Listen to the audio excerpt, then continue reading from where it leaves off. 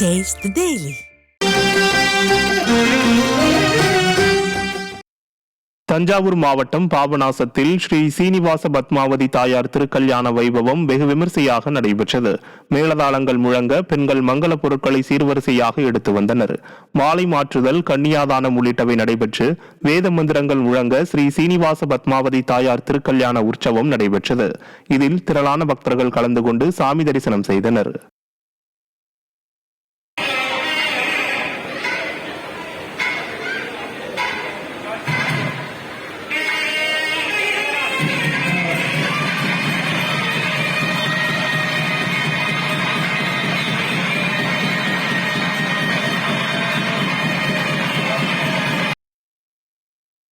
ராணிப்பேட்டை மாவட்டம் சோளிங்கர் லட்சுமி நரசிம்மர் சுவாமி திருக்கோயிலில் தைத்தெப்ப விழா வெகு விமரிசையாக நடைபெற்றது.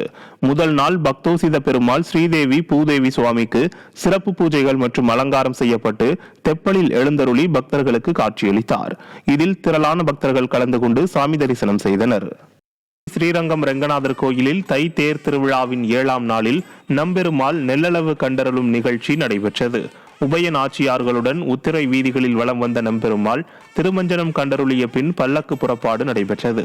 இதில் ஏராளமான பக்தர்கள் கலந்து கொண்டு சாமி தரிசனம் செய்தனர். திருவிழாவின் முக்கிய நிகழ்வான தேரோட்டம் 10ஆம் தேதி காலை நடைபெறுகிறது.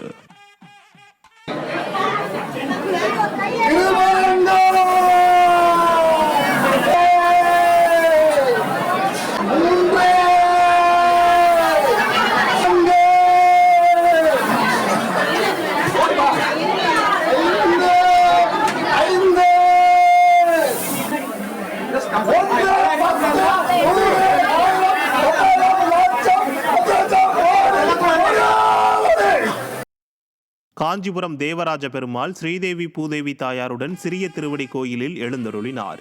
ஏகாதசி திதி நாளில் சிகப்பு மற்றும் அரக்கு நிற பட்டாடைகள் உடுத்தி ஸ்ரீதேவி பூதேவி தாயாருடன் வரதராஜ பெருமாள் கண்ணாடி அறையில் எழுந்தருளி பக்தர்களுக்கு காட்சியளித்தார். இதில் ஆயிரக்கணக்கான பக்தர்கள் பங்கேற்று சுவாமி தரிசனம் செய்தனர்.